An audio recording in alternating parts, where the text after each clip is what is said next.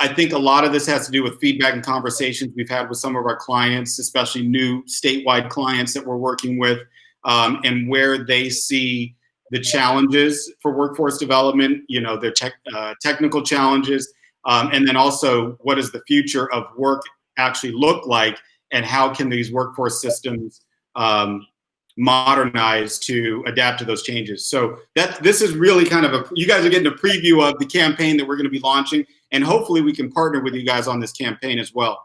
I think the first area that we would start with are the market forces that are driving change in workforce development right now. And again, like we said, I don't think anybody would have known 90 days or at the beginning of the year that 2020 was going to be like this. COVID-19 hit, and immediately workforce agencies were tasked with how do we go remote, right? Like literally, and we're talking with folks at the state of California, EDD, and everybody had to go remote. They had to set up new call centers. All of this stuff happened, and I think it caught a lot of workforce agencies by surprise. In addition to that, not only did they have to go remote, but now we have to serve our customer, right, the job seeker and the business virtually.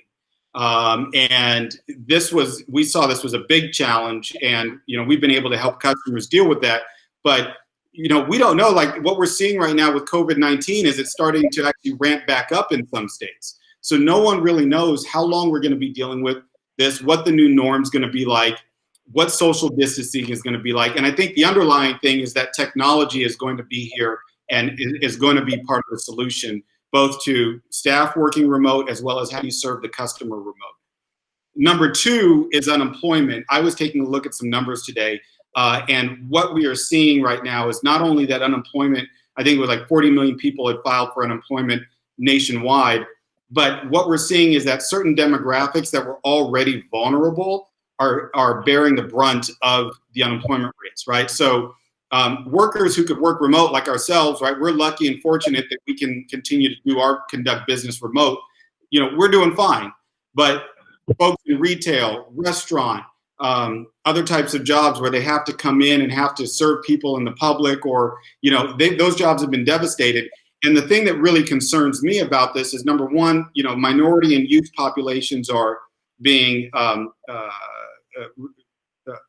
greatly affected, right? Overabundance of being affected.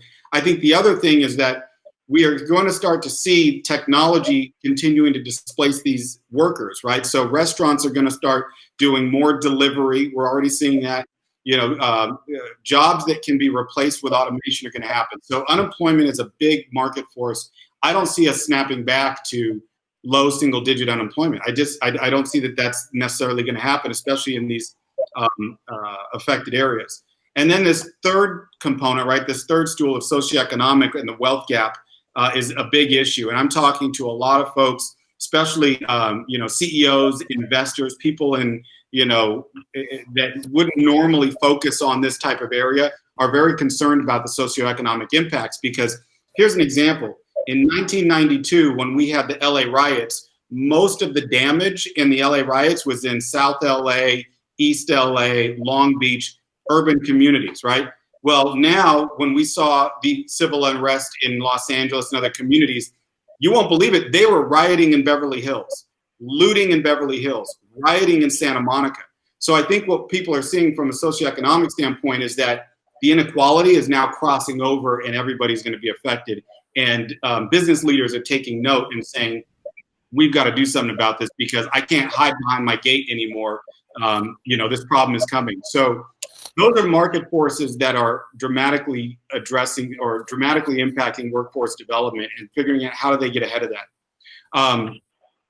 I think the solution to this, one of the big solutions is we've got to figure out how do we modernize public sector, not just workforce development, but human services, social services, economic development. The public sector, as you know, is 10 plus years behind in technology. And, how is technology going to address these three areas we talked about? Well, at the end of the day, the biggest thing is that we have to be able to deliver these services. The government is investing in these services, even though budgets are being cut in some areas, but they're making these investments, and also the private sector is looking to make these investments. But we've got to figure out how do we deliver those services to that job seeker customer, to that employer much more efficiently and do a better job at that, right? So this public-private partnership is really going to start to happen. And we believe that the Launchpad platform is really poised to help be that solution that can help across these different public sectors. I would add education to that, especially higher ed. So what we're going to show you and walk you through is our platform and how we think that, and what we're talking and how we're talking with customers about leveraging these tools to really catch up and get ahead of the curve and being able to address those market forces. As you guys know, and I'll go over this quickly, we're working with a lot of workforce agencies across the country. We're going to be starting a new project with the state of California and EDD. We actually have 2 new projects we're doing with the state, one with EDD and one with Department of Social Services. And we're talking to a lot of states right now. And obviously we've been working with the local areas. So, this is where a lot of the innovation is going to start to happen. At a glance, and just to share with you, our platform, as we mentioned earlier, we're built on top of the Salesforce platform. So they're kind of act as the infrastructure and the platform as a service. And then Launchpad's modules act as, they're that ribbon above in the gold or the yellow. Essentially, we have 8 or 9 different modules that are off the shelf that can help deliver services more effectively and more efficiently so that workforce agencies don't have to build something, right? Instead of saying, like, we're talking with states, I won't name names, I'll talk to you guys offline about it, but we're talking with states that literally for the past 3 years have been trying to build a case management system, right? All while the world has changed, right? So what we're proposing is the new model is off-the-shelf solutions that can be configured very quickly for case management, business services, common intake, grant management, program management. I'll skip a couple of these, jobs and employment, career training. That is really essentially what we're offering is these off-the-shelf solutions that are highly configurable, can deliver all those services that you see above, and can service the different stakeholders, whether it's a job seeker, an employer or business, service providers or staff. I'm going to jump through a couple of concepts here as well, and then we'll get into the demo. But I think the other thing that we're seeing, and we're talking about this, is this concept of buy versus build. And this is why I'm really excited about partnering with you all and TPMA, is because I think if we can take the technology and the applications and combine that with real industry experts, we can deliver these solutions to solve these problems of youth unemployment, economic development, social services. We can solve these problems much faster than a workforce agency saying, hey, we're going to modernize our workforce system, and by 2023, we'll have a new case management system, right? Like, that's just not going to work anymore. And by the way, they'll spend $10, $20 million doing it and no improved outcomes. We really want to disrupt that. So we believe this model of off-the-shelf solutions, highly focused, can really solve that problem. I'm going to walk through a couple of these. What we're going to show you today, one of these modules is common intake. We're talking with several agencies. The city of Detroit is looking at how do you match a citizen with all of the different programs. So, for example, they want to send out community health corps people, basically social workers out in the community, engaging with people essentially door to door and saying, hey, what do you need help with? Do you need a job? Do you need health services? Do you need transportation, childcare? How can we help you?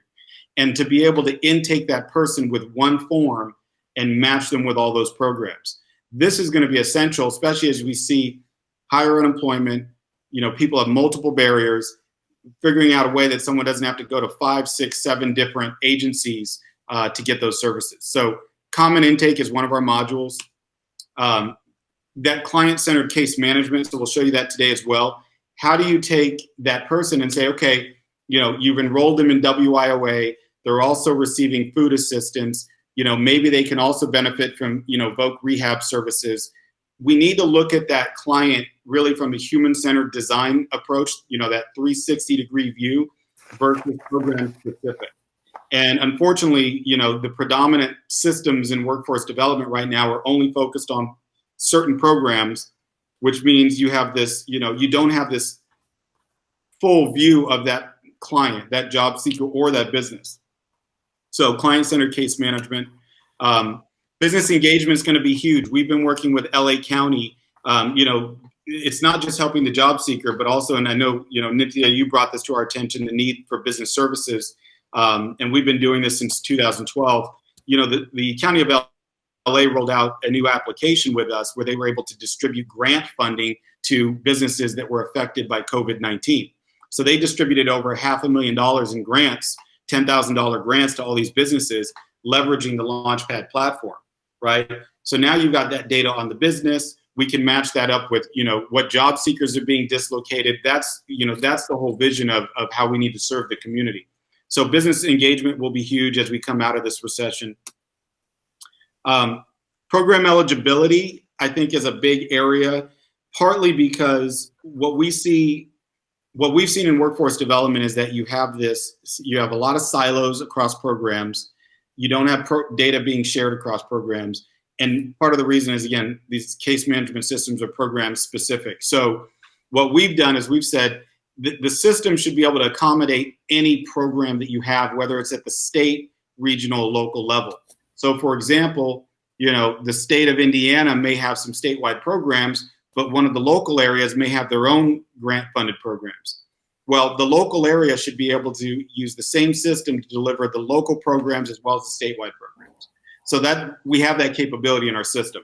And what this will do is it will eliminate the silos of data, because the agencies won't need to purchase multiple case management systems or track programs in spreadsheets. That's really a big piece that we're trying to solve. We want to have all that data on those job seekers. We talked about this earlier, virtual services. This is going to be big. We're really looking at how do we make workforce development virtual first, right? So how do we serve the job seeker 100% through the mobile device? We're doing this with Detroit, right? Delivering workshops that are pre-recorded on their mobile device. And Brian can speak to that a little bit too. Brian, I might want to tee you up on that a little bit. You know, the ability to access self-service. You still may have brick and mortar, right? You still may have these locations that people can come into, but we've got to make this process 100% virtual and 100% digital. And Brian, I'll tee you up when we get to the case study, because I'd like for you to share a little bit about what you guys helped us do with Detroit. Sure, sounds good. Employment and job development, I'll just go through this quickly. You know, our system has the ability to match people with jobs, track them through that referral and application process, make it self-service for the employer and the job seeker. We can do that. We can integrate jobs from other systems as well. So it's really a modernized, you know, labor exchange system, but we're really trying to go beyond that and make it more of a, you know, a true virtual experience for the employer and job seeker. Provider management. This is an area that we do. So we're going to be talking with customers about, you know, we have clients that are already using it for provider management, but the ability to expand the network of service providers to make it more of a, again, human-centered design. So beyond just job training, but do you need supportive services, you know, transportation, healthcare, childcare? How do we create that support around that job seeker through the provider ecosystem? Career training, that's another piece. We're doing a lot of where we have self-service online training, online modules. You know, we're not necessarily a learning management system, but more so being able to track, did someone enroll in this training? Did they complete it? Did they get a certification? Can they attend an online workshop? That sort of thing. So we have that capability as well. And then finally, close everything out. And I know it was a lot of presented a lot here, but grants and contract management. So this is our newest module. We have implemented it with the city of Detroit and LA County, and we are rolling this out as a new product to be able to basically do state and local grant and contract management, all the way from releasing, you know, agencies releasing an RFX or an RFA, you know, capturing those bids, making those awards to the local areas, and then tracking performance and tracking the dollars all the way up. So this has been hugely in demand from our customers. We're excited about releasing it. And so we'll have a new product for that, and it's currently been implemented. So I know that was a mouthful. I want to pause here, see what questions you have, and then I do want to jump into some of the case studies here briefly, but thank you for letting me run through that. I know it was a lot. So what questions do you guys have?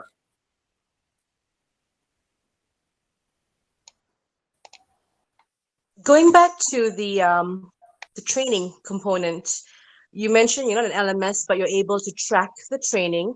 What about the content? Do you is content created elsewhere? It is. And I'll let Brian, maybe this is a good point for Brian to bring up what we're doing with Detroit, but content is created elsewhere. We are going to be putting out a new product, partnering with Salesforce in their Trailhead platform where we can create content, but that's probably not till the end of this year. Brian, do you want to share what you guys have done with Detroit? Sure. So kind of right now, really what we moved to do with Detroit, right, with whole COVID-19, we brought the job seeker experience online so that they could have these virtual events and workshops and really track this online. So as far as the content, if you see my screen, let's say they register for an event. From here, currently right now, they've been hosting the videos, at least for Detroit, just on a secure YouTube site. And then they'll go here to my workshops and either download documentation or watch the training video here. Now, in the background, we can track and see, who's watched this all the way through. Did they download this material? And we've been using this to really see if they qualified for what job they're going to be going, kind of targeting, right? So we're tracking all this part. Like AJ was saying, actually customizing the individual logic about what will be kind of taken for that course. That's something that's coming in the future that we're working on for that piece. But as far as tracking and everything else, they can currently do this self-service on our Launchpad portal currently. That's great. Thanks, Brian. I'm going to reshare my screen. Let's see. So I think probably what we'll do is jump into the demo. I mean, you guys know we're working with a variety of different clients across the country. So I probably won't go too deep into specifics, but some of the big implementations we've done, City of Detroit, state of Wisconsin, statewide business services, and then we have 2 new statewide projects we're doing with state of California on Snap ENT as well as Common Intake. So we're excited about what's happening at the state level. Let me show my screen here and kind of walk you through. So what first of all, can everybody see my screen? Looks, you guys can see it? Yeah, Okay. we can. Yeah. So the first thing is that, as we showed earlier, our application is really set up in modules, but the modules can be combined and organized in a way to really show kind of a seamless experience for the user. So for example, here we're looking at a case manager's view as they log in, but there may be components related to program and eligibility, job matching, grant management that might also kind of be combined in here, but they're not necessarily going into those individual applications. So the best way is kind of like, I use this analogy for anybody who knows Voltron. The parts come together to assemble in different ways for the user experience, and we can configure it that way for them depending on their needs. So the other thing is you have the ability to switch applications. So we have an app launcher. So if you open it up, let me bring up in the app launcher. We can launch different applications, case management, business services, courses, job applications. We also have an app exchange because we're built natively on Salesforce. We can leverage their app marketplace. So this is hugely beneficial because we can bring in off-the-shelf solutions such as text messaging or e-signature with DocuSign or document creation, even accounting applications. We can bring all of those in through their app exchange, and they're pre-configured, so we don't have to build that from scratch. Surveys, email marketing, there's thousands of applications that we can bring in. And integration, so if they're using Microsoft Outlook or Slack or Teams, we can integrate with those third-party systems as well through these components. So I'll show you case management. This is an example when a case manager logs in, they'll have a dashboard. They can see open leads. whether it's a business or employer lead, or if it's a new job seeker that's registered with the system, we can see those leads, they can act on those. There's also a real-time feed down below of activity. So this is kind of like a built-in social network, like Slack or Microsoft Teams, where I can communicate and see the daily flow from my team, and I can control what I see as well. So maybe I just want to see specific groups or the latest feeds. I can adjust that. And then I have obviously task management. So we have a full ability to track all tasks. And then we have the ability to track recent records. The homepage is configurable. So this can be changed. The layout can be changed depending on what you want that end user to see. So I want to jump into our common intake really quickly and kind of walk you through this. So this is the other module that we talked about. This allows you to really provide no wrong door for that job seeker customer.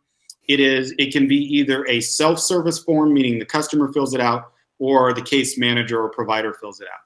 And the other thing is that the form is configurable. Here we have essentially 7 stages, but we have customers that have made it as small as 2 stages or 3. The other thing is that we have set up our data model to take advantage of the Department of Labor's PIRL, participant individual record layout. So we are already capturing data that is required by the Department of Labor and that is standardized across most of these agencies. So that's a huge, point right there. We don't have to build it; it's already there.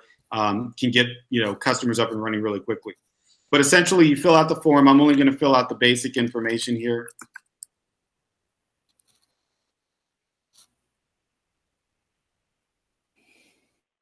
And I've got my little button that won't let me. There we go. And I can go through, fill out, whatever information I need to fill out.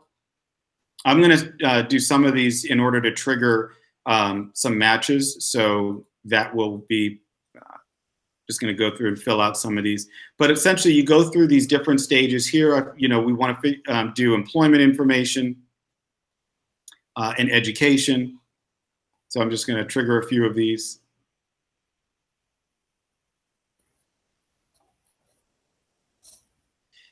We have a skills page.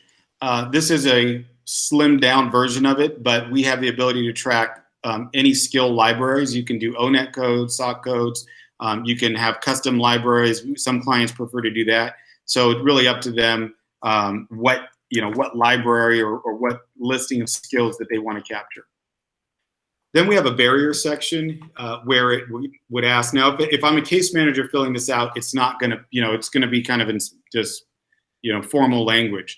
But if it's a job seeker that's filling it out, it may ask questions like, are you an English learner right now? Or do you have any disabilities that we need to know of? Or are you housing insecure, right? Versus, hey, are you homeless? So we have the ability to reword these any way that it needs to be, culturally sensitive and, customer facing. And then we have a program area where you can just jump to, hey, what programs do we think this person is eligible for? And, you can fill this out. And all of these values are configurable based on the customer's program needs. So if I hit save and enroll, it's going to show me the programs that this person is eligible for. And it can also show the priority level. And all of these eligibilities and programs are configurable by the customer. So for example, if the Department of Labor puts out a new TEGL, TEGL, with new requirements, the state can go in and modify the programs so that they keep current. And the reason this is huge is because, with a lot of the state systems right now, they can't do that. They have to rely on the vendor to do that. And if the vendor makes those changes, they have to do it across all of the 30 states that is using that vendor. So with Launchpad, they have much more control over maintaining compliance and program eligibility. So I'll hit save. That's going to create a record for me. And it's going to bring me right into that contact. Now I have one here that's preloaded, so I'm going to jump over to it. But if you notice right here at the front, so now that I've completed the common intake, well, whether it was a job seeker or case manager, I've got all this data.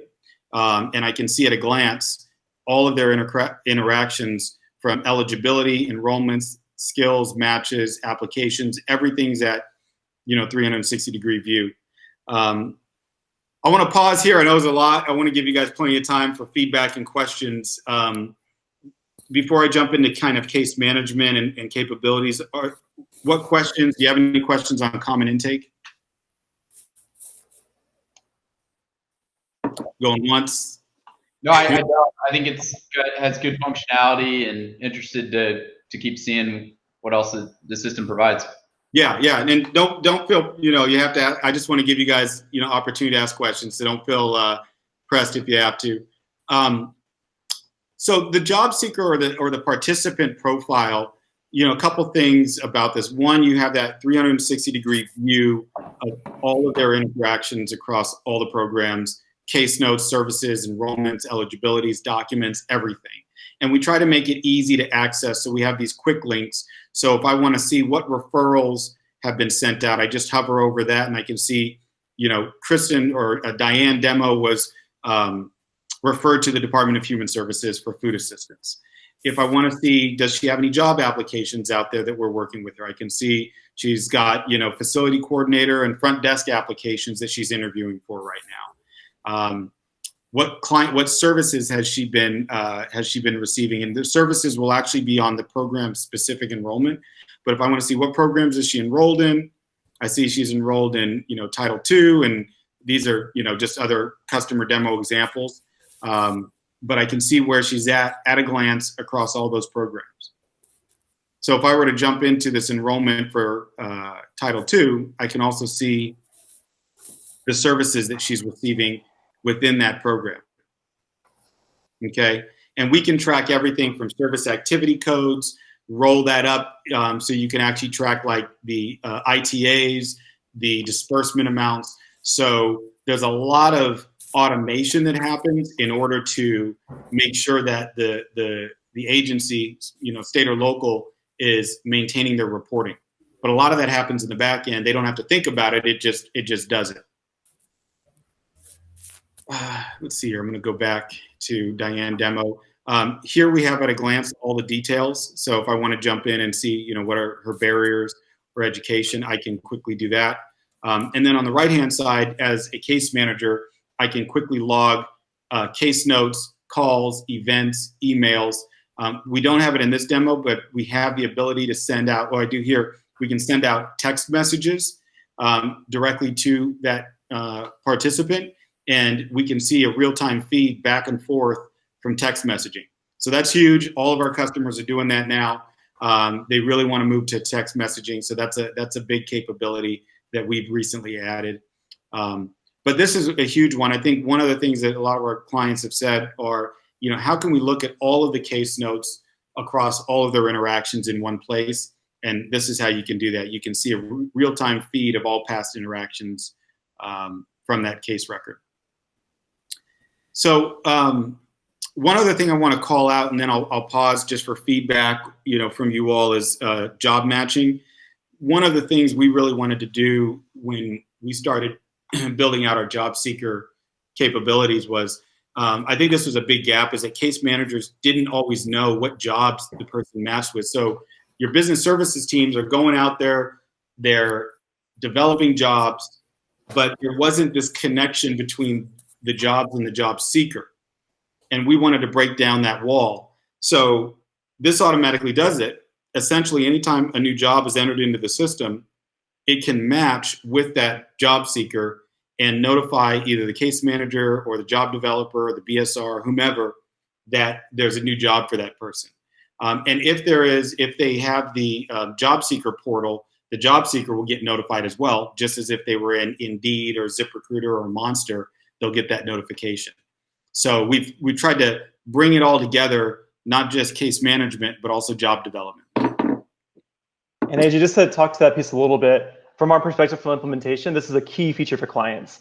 They love being able to see, as a job seeker, this is what I'm already matching for, and have that presented to them when they're first logging in.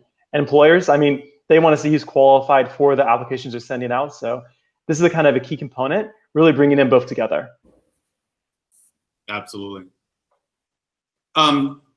So I can pause here, or if you want me to continue on, I will do that. So just chime in if you have any questions. Feel free to interrupt. The other thing here that I want to talk about is, is our programs. So we have this, as I showed earlier, that slide of program and eligibility. We have a programs module that allows the agency, to create any programs that they need, create and maintain any programs that they have. This is huge, huge, huge, because one of the biggest problems we've seen, partly because we've had to compete with the market leaders in this space, is local. If we're talking to the city of LA, they have to do the state federal programs, but what if they get local grants, right? How do they manage that? So they have to have two case management systems. Within Launchpad, you can manage both. So what we can do is the state can have the state and federal programs. They can lock those down so that it requires a certain data be captured, certain validation rules and verification, but then it gives flexibility to the local area to add their own programs. So for example, San Diego may get a grant from the Irvine company to do a local program. They can add that into the system and then enroll people not just in WIOA or whatever, but also enroll them in that local program and see it all on the case record. And this is huge. Our competitors have what they call a generic program, but that's not really what we're talking about here. These aren't generic programs. These are true, program and eligibility, but it's all on, you can see it all from the job seeker. So if that program, for example, has the same requirements as WIOA, or if it's a special youth program, you can look at how do you do blended funds, blended programming. You can do all that with Launchpad because you're not having to have separate systems. And you can also track the grant funding. So this is where we kind of get into grant management. So we have the ability to identify how many funds are for the specific program, or if you have a grant and that grant is funding multiple programs, you can disperse it out that way. So we have the ability to do blended funding as well. And Brian, you may want to speak to some of this, what we're doing with Detroit on grant management. So Brian, do you want to talk about that at all? Yes, thank you. So actually, let me you want to share your screen? Share my screen. Yeah, perfect. Okay. So with grant management, this part of Launchpad is extremely robust. We not only have the parts I was referring to about tracking allocation and what's being spent against that, but also seeing down to the level what the scoring is internally, and also a debit and credit system to make sure the funds are being allocated correctly. Let me show you first the contractors who's applying for this, what their view is.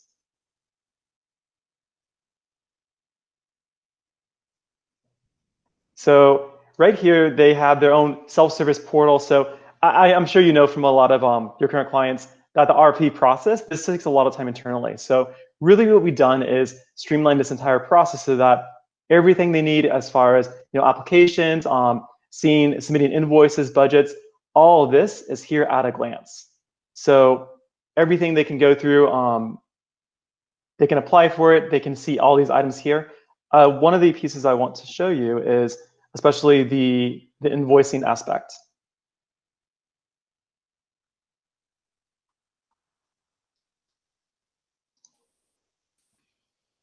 So one of the challenges we've heard from a lot of organizations in which Launchpad developed a solution for was that it was difficult to track the invoices that are coming in against the allocated budget. So this is a sample here, but what we have then is when they first submit a RFP or any other kind of funding they need approval for, they will actually go through and they'll create their own items here.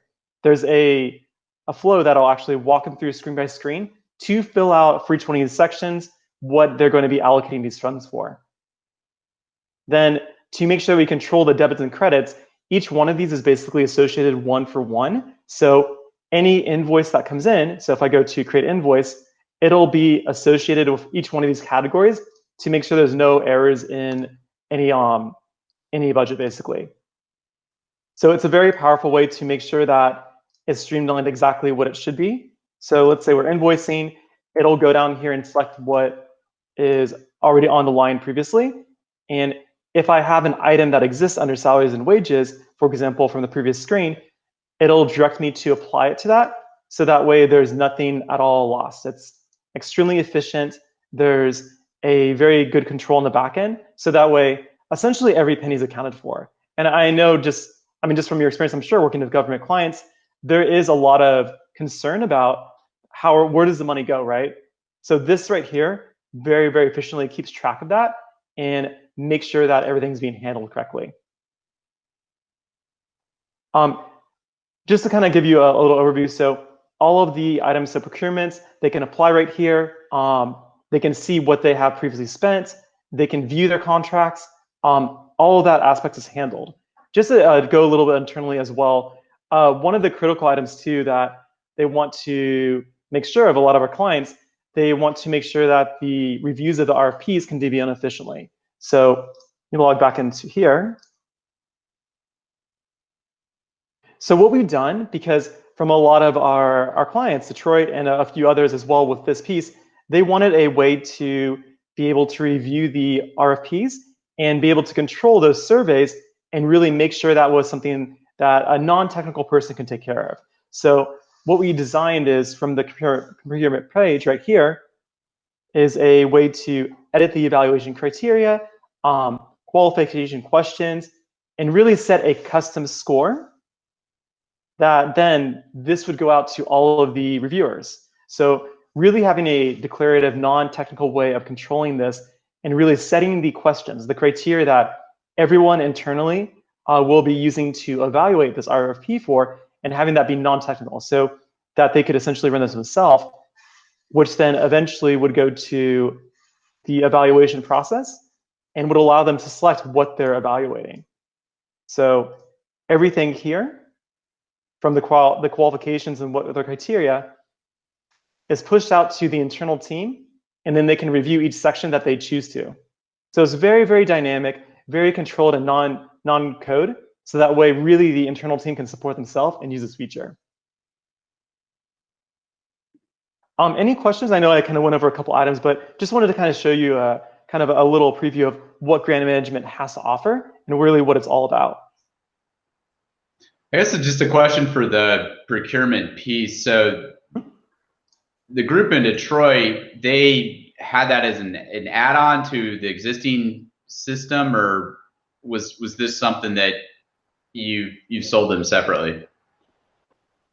So for this part of it, it's part of it's one of the newer modules, so grant management. So essentially they had a updated version, and then this is the latest version that we're releasing to them shortly in about 2 weeks. So this is part of the grant management module. Okay, so moving forward, they could post RFPs through an online system, and then firms can respond to them through that same system, and then they would be able to look at all the proposals, then manage that contract through the system. Exactly. So it's really taking care of both sides of the house, right? The applications are much more efficient because they have a centralized portal to do that piece of it. And then internally, everything is being controlled and also taking care of a lot of that paperwork. The internal reviews of the RFPs are now all through here with a flow that controls what questions are asked.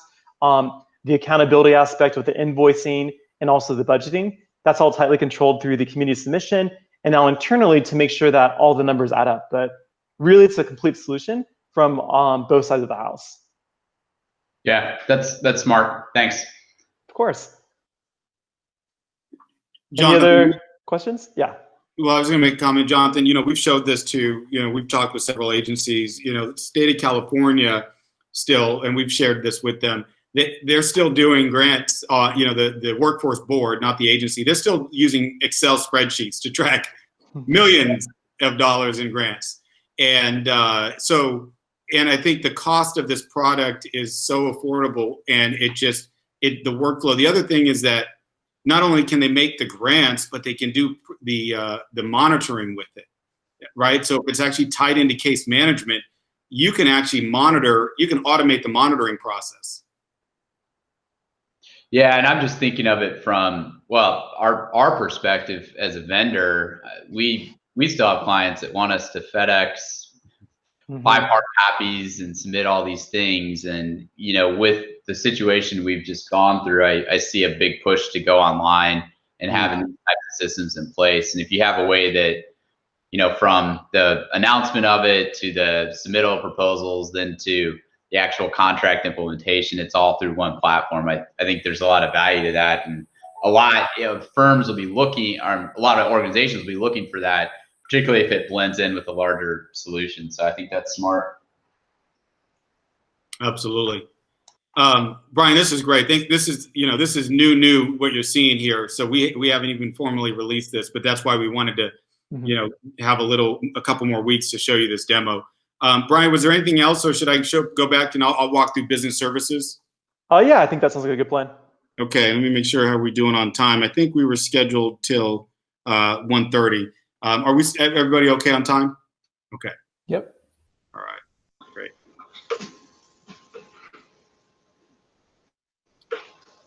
Okay, so I'm going to jump over to business services. So as we talked about, and this is kind of my passion platform here. I came from business services. I was a job developer. I was a business services manager. So know this world very well. And in fact, this is how the first application that we developed. Essentially, with business services, you can do everything for job development at the local, regional, and statewide level, tracking business engagement, industry engagement, jobs, incentives, business assessments. Everything can be tracked from this system. And the other thing too is everything we're showing you, by the way, is a mobile-ready platform. So if you'd like, I can show you kind of the mobile simulation. But essentially, what you're looking at here is a business account, right? So you go in, this is traditional CRM with a workforce development spin to it, right? The ability to track the business engagement, what businesses I'm working with, the industries that they're in, how many employees do they have, a lot of the demographic information on that business. I can track all of the contacts with that business. We have the ability to track affiliations. So if that contact, let's say, is also on the workforce board, then you can see that affiliation. I don't have that here, but you have that ability to see that affiliation. But essentially, the way clients are using this, for example, is like City of San Francisco and their first hire program. Any businesses within San Francisco that receive contracts from the city have to post their jobs, make them available to the workforce system first. Many cities didn't have a system to do that. San Francisco was one of them. So they engaged with us to create a portal, which Brian's team helped develop, and right now it's in the stages of testing. But essentially, the businesses can go in, log in, and Brian, feel free if you want to bring up Workforce Link too, by the way, if you want to bring that up to show, no pressure, but you can track that entire business relationship across the Workforce 8 system, from contacts, what incentives are they receiving. I don't have any on this record, but I can create a new incentive here. Tax credit, business assistance, training, employment, all of these. Here they're a checkbox, but you can also do them as multi-select. It just depends on how you want to do it. I can track the jobs. So whether a job developer enters the job into the system, or the client, or you upload it, we can track those jobs related to that business. And if I drill into the jobs, the other thing is I can track skills. So I'll go into a job and share with you job matching. The other thing we can do is social engagement. This is huge, huge, huge right now. LA County is using us for regional business services. And just to give you an idea of the scale and scope, as you all know, LA County has 7 workforce development boards in the county, right? We have the city, we have the county, we have Pasadena, Glendale, Southeast, and Long Beach, right? Those are all different local areas. Oh, and I missed one, South Bay, which is Inglewood, Torrance, in that area, right? And on top of that, we have other agencies that are delivering human services, social services, and hundreds, if not thousands, of nonprofits. So Launchpad has been selected to be the regional business services platform. So the city and county came together and said, hey, we want to break down the silos. We want to eliminate employer fatigue because all these agencies are calling, and we want one system. Now, it's not going to happen overnight. It's something that we'll build towards. But what we can do is those businesses, like, let's say we're calling on, let's say we're calling on Disney, and Disney's based out of Los Angeles. And let's just say this is Disney for that purpose. I can see what services are we providing Disney, and we can also see, are they socially engaged, meaning are they hiring people, like, let's say, individuals with disabilities, or are they doing apprenticeships, or are they hiring people that are justice involved? So we can see that across the entire region, and then we know how to engage with that business versus just calling on them one time and saying, hey, do you want to do apprenticeships? Because they may say, we're already doing apprenticeships.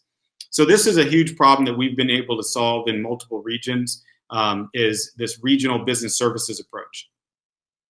I'm going to pause. If there are any questions, I'm going to jump into jobs. So I'm going to bring up an example of a job here. And so we can track, with this job and employment module, again, this ties back to the job seeker side. So I can track the skills for the job, how many openings, how many people have been hired. I can track matches. So let's say that employer adds new skills to this requirement. I don't know why a front desk person would need to be a CNC machine operator, but let's say that they need to, let me add some other skills here. Attention to detail. These seem basic computer, bilingual Spanish, and written oral communication. I hit save. It'll show me what candidates this individual, we match with. So now all of a sudden I went from one candidate match to 10 matches. So now there's 10 different people in the system that could be potential matches for this job. So as a job developer, I can go and see that, and I can go, oh my goodness, Paul, participant, is a match. Let me give him a call, right? Or let me make a referral.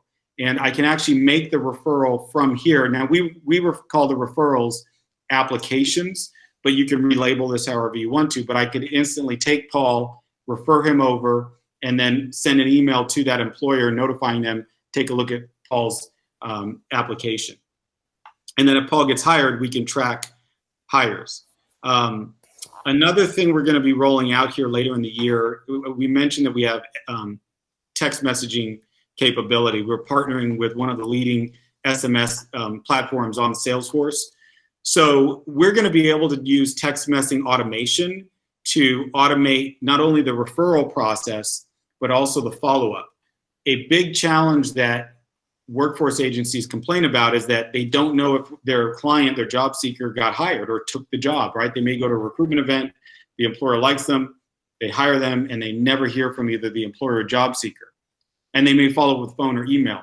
We're going to have the capability where you can send automated text messages that could say, hey, Paul, wanted to see, how did the recruitment event go? Did you get the job? And it could just say, reply back, yes, no. If you reply back yes, it could say, oh, great, what employer was it? And then Paul could reply back, it was with Disney. And then if he does that, you can say, okay, great. How much are you getting paid? We just want to make sure we close out your record. And Paul could say, I'm making $15 an hour. All of those replies that Paul does will automatically update his profile. So now we know he's employed, at which employer, and at what wage. Automating that follow-up process. I don't have that as a demo here. We could show that as a separate demo in SMS, in text messaging. But that really, we think, is going to be a game changer and a big problem that workforce agencies talk about. So I want to pause here. It's a lot that we talked about on business services. Any questions on this?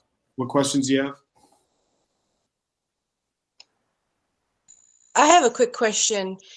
Oftentimes we get asked, how can we effectively track business services beyond just the traditional job orders and I guess incentives or programs?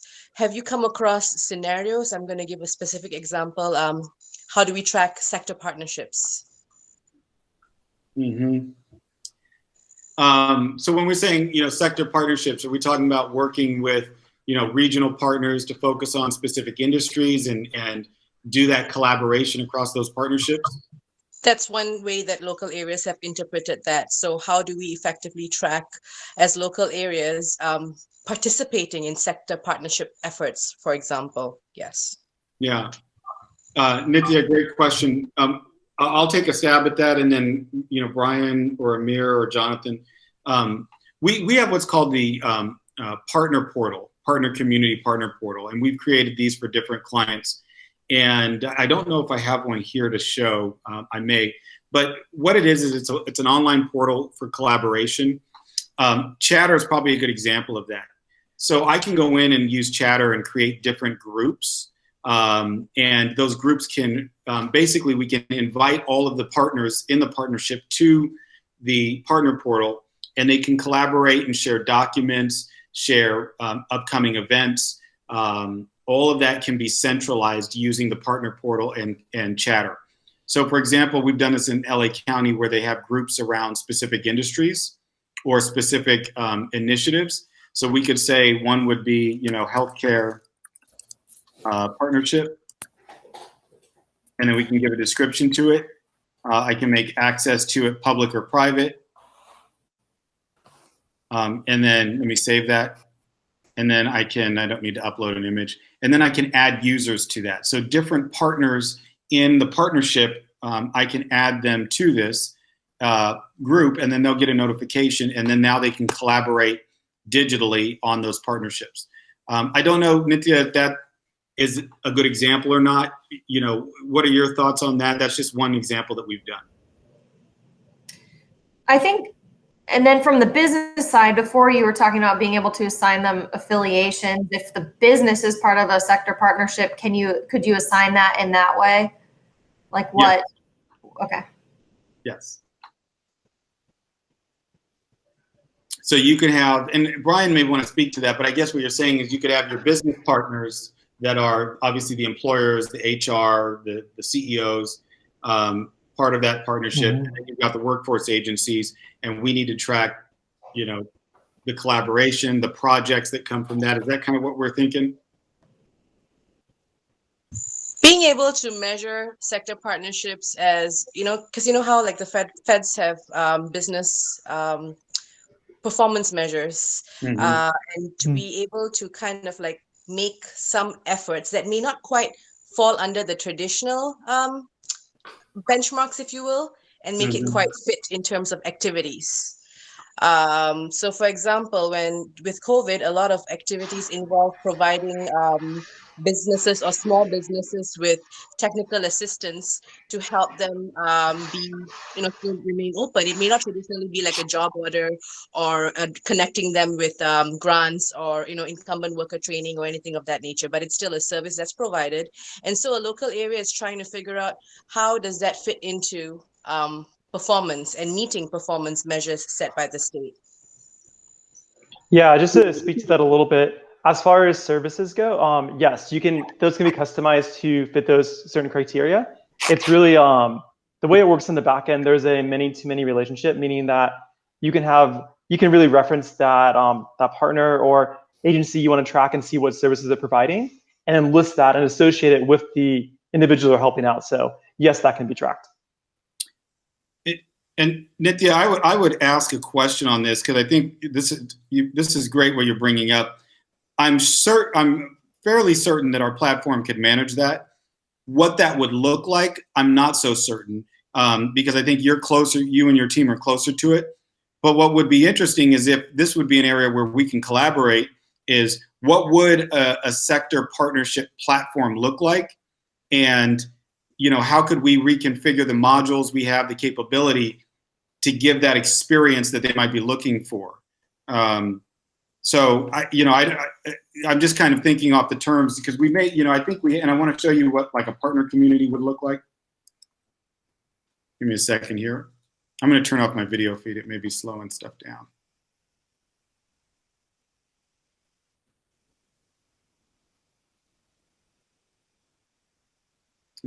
Not letting me turn it off. Give me a second. All right.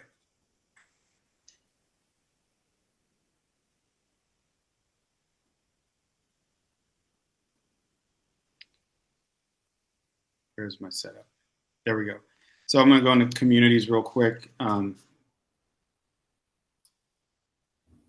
because we have the ability to create different portals and communities. So one could be a partner portal or a sector partnership that could essentially, and I'm going into the back end. I'm sure that Brian and Amir are probably cringing how I'm doing this right now. But we can configure the partner community, partner portal, to centralize that information, whether it's the employer partners, what activities, what businesses, referrals. We can do all of that. So I don't know if that's kind of what you're thinking of, and then having that collaboration between, but we can create these portals to do that.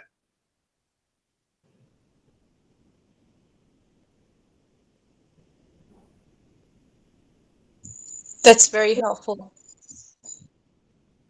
Yeah, I think that when Nithya first asked, I was thinking more just about tracking metrics and kind of affiliations. But then hearing this, like I think there could be a really big opportunity for incorporating that collaboration space too, that kind of crosses between both partners and business customers, if that was possible. So I think that could be a really big opportunity.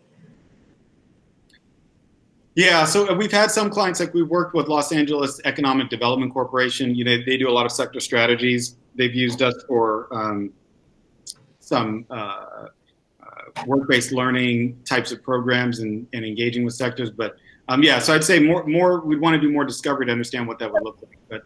But so great question. I do want to jump into reports and analytics, and then we'll kind of turn it over to you all if there are other questions. But I think the other main area that is a big one is reporting analytics. We have a full analytics platform within Launchpad. We leverage Salesforce's analytics engine. It's very robust, and I'll let Brian and Amir speak to it with more capability. But essentially, we have customers that are doing all of their reporting within Launchpad.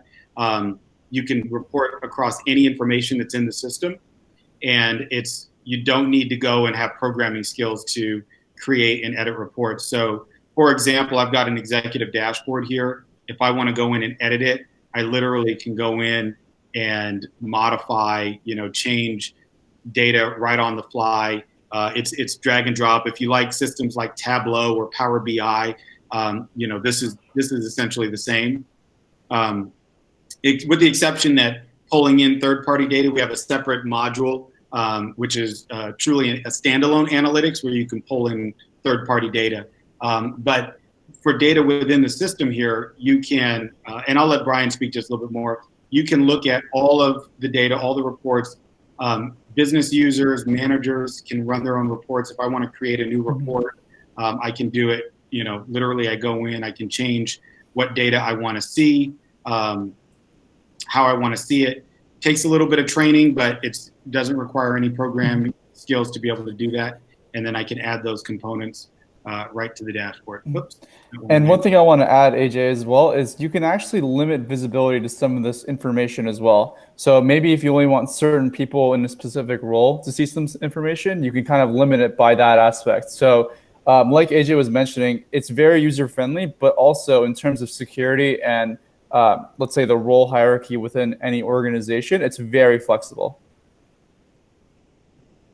Yeah, I think that's what I was going to ask is, can you kind of have it display mode for some where, exactly. Go in and edit, but others can just see our dashboard or whatever it is. Exactly. And at some point you can have a dashboard tailored to every user. So every user will have their own by what metrics are most important to them.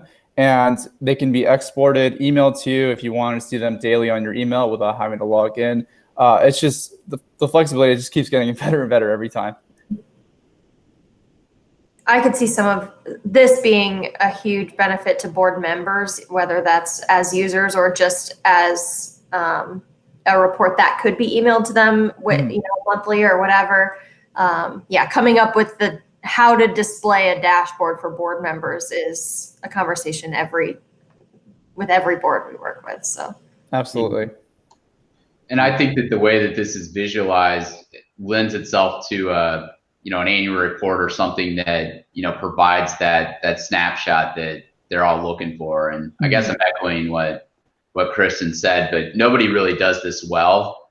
And I think the visual that I'm seeing here, it's very powerful, and it provides that clearer picture of what's happening rather than just a spreadsheet or something that's kind of boiled out into a PowerPoint. Right. Or like you mentioned Tableau. I've seen some do it in Tableau, but it's not all connected. And so I think this is seems much more user-friendly to me. Yeah. Tools like Tableau and Power BI are obviously for power users. The other interesting thing is that Salesforce acquired Tableau last year, so it's now part of their. And in fact, interestingly, it's I think becoming their fastest growing division is analytics. So and we now have all that technology as part of Launchpad as our platform. So we're really excited about that. I just want to show you the report builder here. Again, you can go in and build any reports, and there's really I speak to it as there's like 3 levels to it. You have your report level, you build your report, then you have your chart, you add your chart, and then you combine multiple charts into a dashboard, and that's how you can really visualize. But I can run reports off of anything in the system, jobs. I can run it across hires, participants. It does take a little bit of training, but we provide that. And then there's a ton of online resources on how to run reports. So it's pretty user friendly.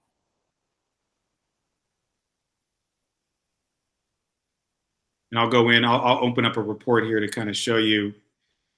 And again, this is where Amir is going to cringe. Amir and Brian have like 20, probably 30 certifications between them, and I have 1. So, but you're doing okay so far. All right, good. So I can go in, edit this report. If I want to, filter, I can add different filters. I can look at my info. I can look at all accounts. I don't think it'll change the number here. I'll be surprised. Nope, and guys, also the great thing about the dashboard component as well is it doesn't necessarily have to be only charts. You can actually add in tables as well and summarize it by certain categories that you pick. In this case, it might be what the job seeker or the citizen's status is, at what stage they're at. Have they interviewed? Any aspect that you could think of, you can kind of group and categorize your data by that.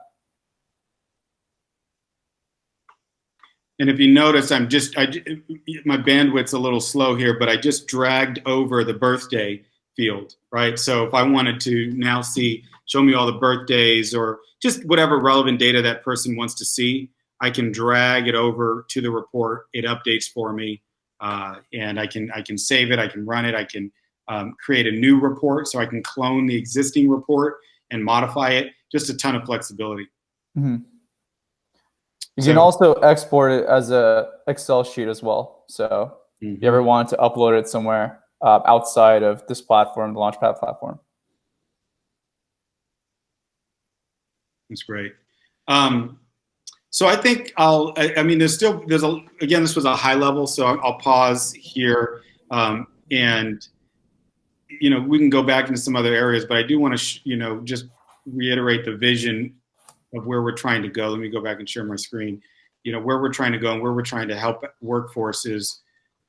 Scroll back up. Is we have all of these modules across, all these different areas of workforce development. So we can we can help them modernize in this new world, this future of workforce development. We can help these agencies modernize very quickly and provide this capability. And with that goal of being able to deliver, solve some of these issues in the community and these challenges with income inequality, poverty, unemployment. We're doing it in Detroit. The mayor's office reached out to us last week and said, hey, we're making progress. We need to keep moving forward. So I think you all as an agency in trying to help, advise your customers is, we have to figure out the technology strategy. Right? Whatever solution to these problems now has to include technology and really almost in a way lead with that. So hopefully this presentation helped you all, give you a high level of what we're doing. And, hopefully we can work together to help some of these agencies.